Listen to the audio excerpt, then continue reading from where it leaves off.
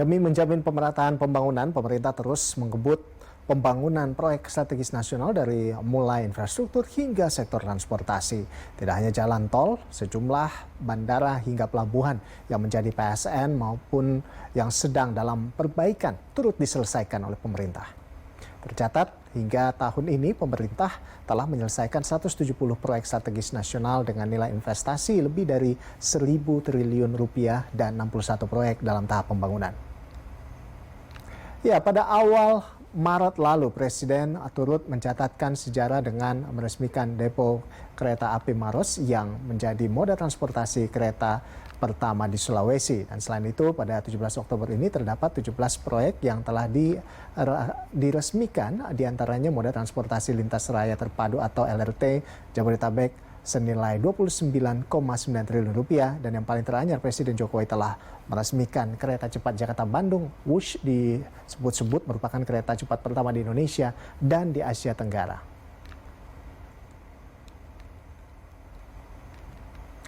Ya, pemirsa, selama 10 tahun pemerintahan Presiden Joko Widodo, masyarakat mengaku merasakan dampak dari kinerjanya.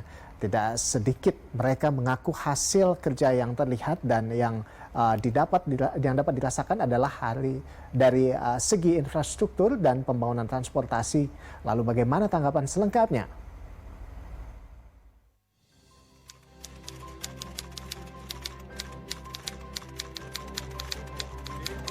Puas karena banyak perubahan dari segi ya kita lihat dari Jakarta ya, banyak perubahan-perubahan. Contohnya ada kereta cepat sekarang dan juga terbuktinya sarana dan prasarananya terbukti gitu. Sekarang udah terbukti kereta cepat, MRT sedang dibangun gitu. Pak Jokowi itu orangnya yang sangat sederhana, fokus terhadap kepentingan masyarakat bukan kepentingan pribadi dan kelompok.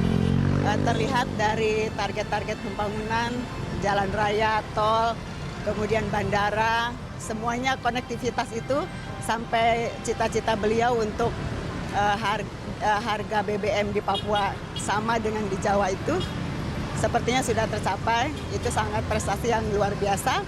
Saya pribadi merasa puas sih dari segi pembangunan, terus infrastrukturnya mulai semenjak Bapak Jokowi menjabat mulai banyak perubahan.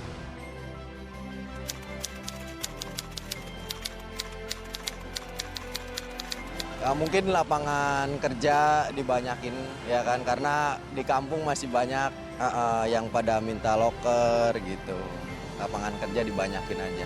Semoga penerusnya untuk presiden berikutnya dapat melanjutkan pembangunan fondasi-fondasi yang sudah dibangun oleh Pak Jokowi bisa dilanjutkan seperti programnya untuk menuju Indonesia Emas. Kalau menurut saya yang harus diperbaiki ya seperti pembangunan jalan sih masih banyak yang kurang.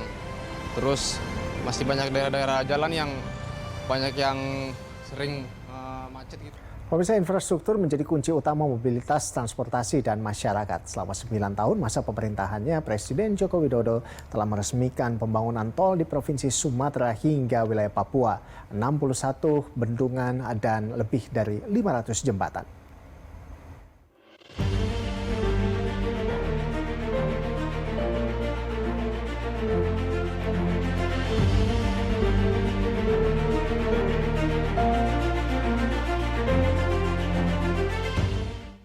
Pembangunan infrastruktur jalan tol, bendungan, dan jembatan menjadi tulang punggung mobilitas pertumbuhan ekonomi tanah air. Data dari Kementerian PUPR mencatat selama era periode kepemimpinan Jokowi telah dibangun sepanjang lebih dari 1.800 km jalan tol, yang artinya 70% jalan tol dibangun di masa era kepemimpinan Presiden Joko Widodo. Kita harapkan sekali lagi dengan selesainya jalan tol ini akan mempercepat pertumbuhan ekonomi, mempercepat mobilitas orang dan barang, dan kita harapkan ini bisa mensejahterakan masyarakat kita.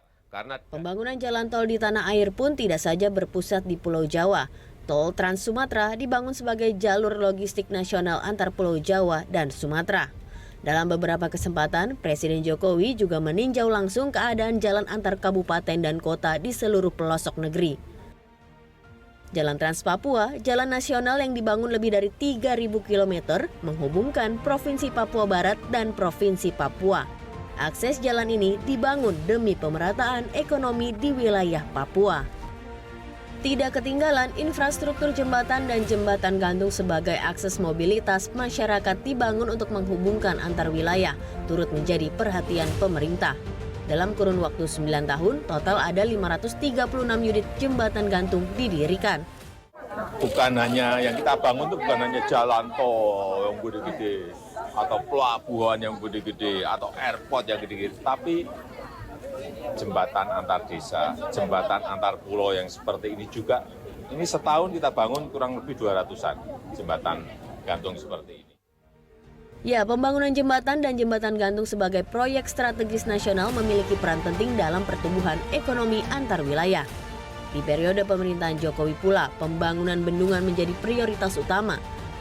Bendungan memiliki dampak signifikan positif bagi produktivitas pertanian bagi masyarakat yang tinggal di kawasan hulu dan hilir. Kemandirian pangan, kedaulatan pangan itu hanya akan bisa terjadi kalau di seluruh provinsi ini ada air. Kuncinya ada air. Dan air itu ada kalau kita memiliki bendungan yang sebanyak-banyaknya. Pemerintah telah berhasil membangun 61 bendungan di seluruh Indonesia. Pemanfaatan bendungan diantaranya untuk irigasi pertanian, pembangkit tenaga listrik, air baku, dan mencegah banjir.